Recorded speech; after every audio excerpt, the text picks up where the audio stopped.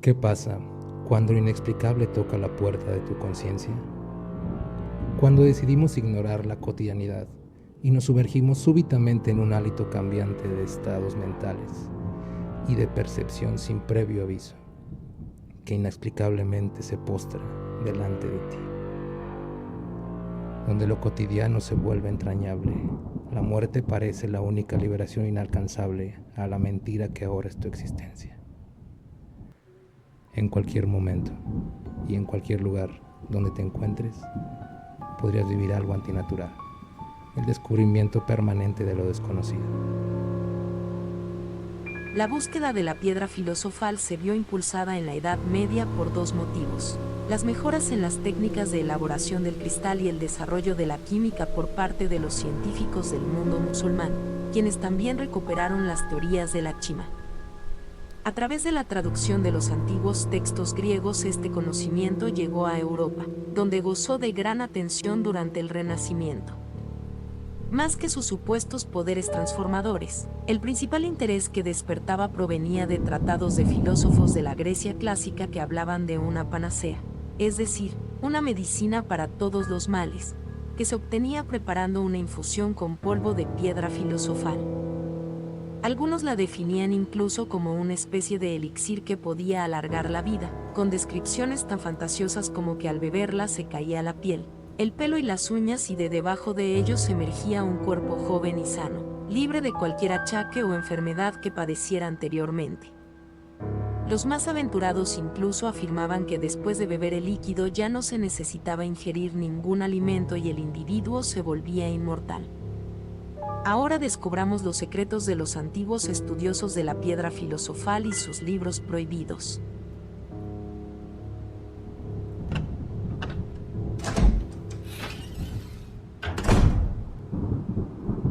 Liber Secretus, Artepius y la receta de la piedra filosofal. Liber Secretus, el libro secreto, es un libro prohibido del alquimista del siglo XII Artepius, o Artefius, un personaje oscuro, casi tanto como las páginas que se le atribuyen. La leyenda renacentista sostiene que Artepius nació en el siglo I después de Cristo, y que murió en el siglo XII, gracias al descubrimiento de un elixir alquímico que algunos vinculan con la piedra filosofal, lo cual hizo posible que prolongara su vida más allá de lo aconsejable. El propio Artepius afirma en el Liber Secretus, tal vez para despistar a sus acreedores, tener más de 1000 años caminando bajo el sol. El Liber Secretus describe con todo detalle todo el proceso de preparación de la piedra filosofal. Primer paso, la preparación del fuego secreto, algo así como un solvente o catalizador que omiten la mayoría de los tratados alquímicos. Segundo paso, la preparación del mercurio, especie de vapor misterioso, creado a partir del hierro y el antimonio. Tercer paso, la preparación de la piedra filosofal propiamente dicha, a partir de los elementos antes mencionados.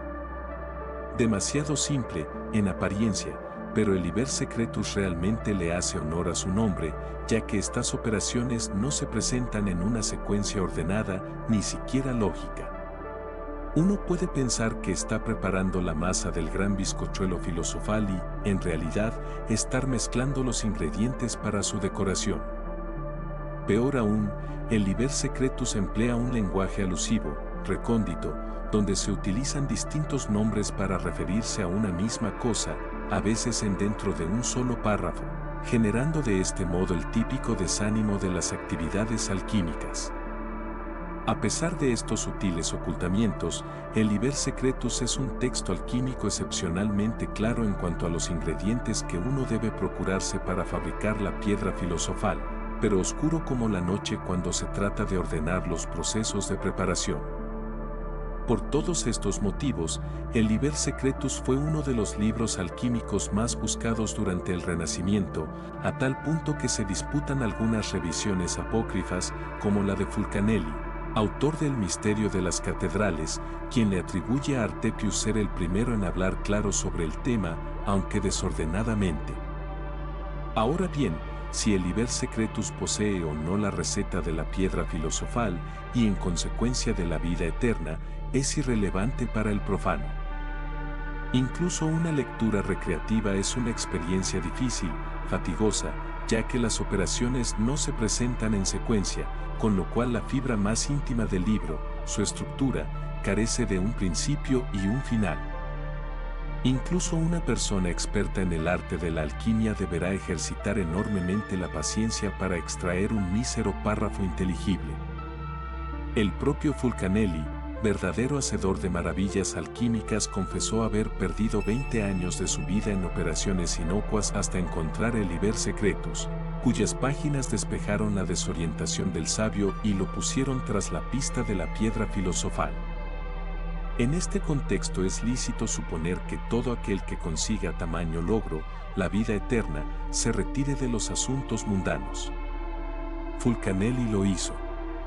También Artepius. Descifrar el complejo desorden del Liber Secretus está más allá de nuestras posibilidades y, francamente, también de nuestro interés. Dedicarle la vida entera a la vida eterna nos parece un despropósito.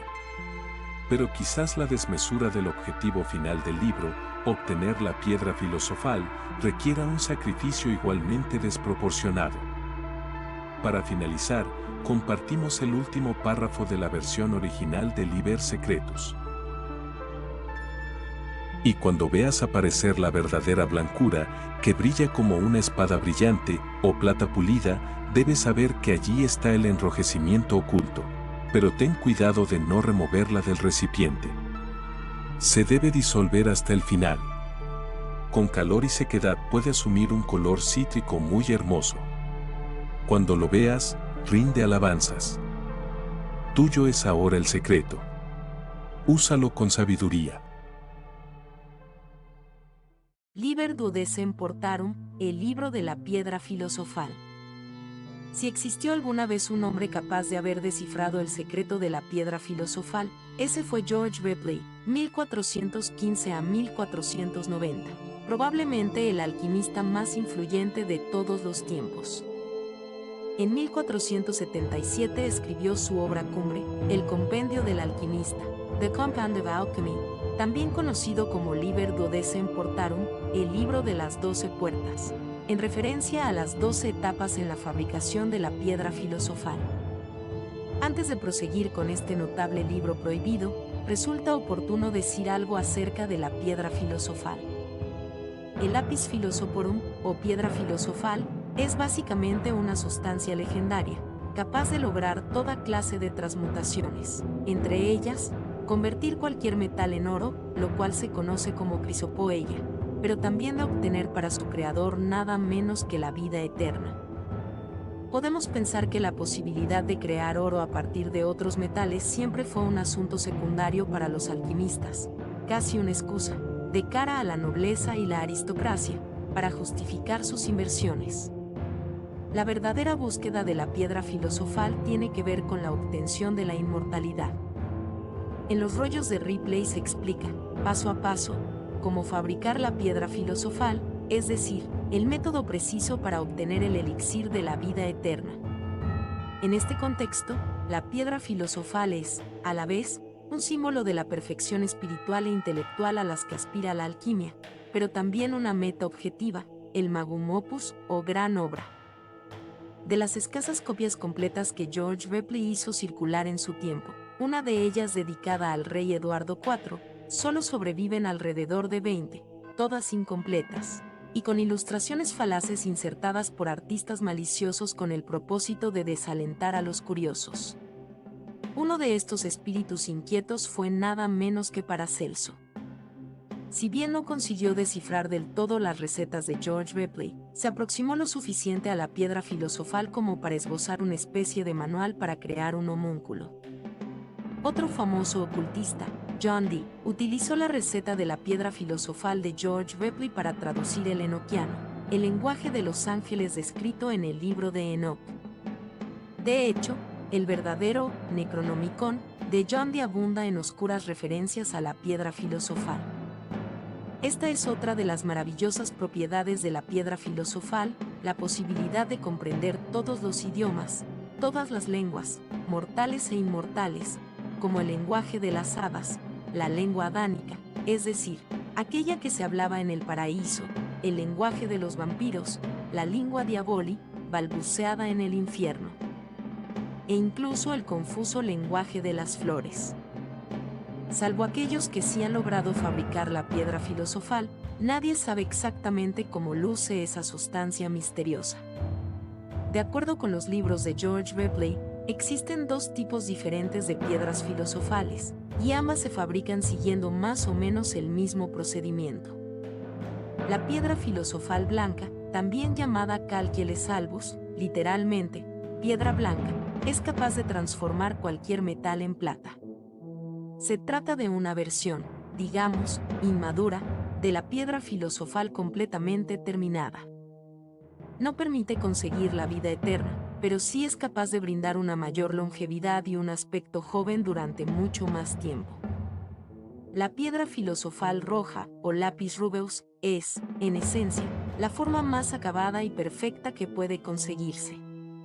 Esta versión sí puede convertir cualquier metal en oro, aunque esto finalmente resulte despreciable si lo comparamos con las otras propiedades que puede facilitar a su creador, entre ellas, la vida eterna. Para añadir mayor confusión al asunto, George Ripley aclara que tanto la piedra blanca como la piedra roja no se caracterizan por evidenciar esos colores. La primera, en todo caso, tiene un aspecto más bien anaranjado, mientras que la segunda se encuentra entre el color rojo y el púrpura, aunque también puede presentarse de manera transparente, dependiendo del temple del alquimista, o directamente negra, si su creador es un nigromante. En cualquier caso, el ingrediente que le da vida a la piedra filosofal es un misterioso elemento primordial llamado carmot, del cual se desprenden los 4 elementos conocidos por la alquimia: fuego, tierra, aire y agua, siendo estos apenas formas degradadas del original. El carmot es descrito de forma simbólica en las ilustraciones de las 12 puertas de George Ripley. Hasta el día de hoy nadie ha logrado traducir por completo este inquietante libro. Por otro lado, también es justo razonar que aquellos que sí lo han conseguido no tienen razones para decirlo abiertamente. Se sabe que los inmortales tienden a evitar a la opinión pública. Menos aún sabemos acerca de la vida de George Ripley, excepto que se hizo inmensamente rico y que luego donó su fortuna a los caballeros de la isla de Malta, sitio en el que viviría como un humilde ermitaño hasta el fin de sus días.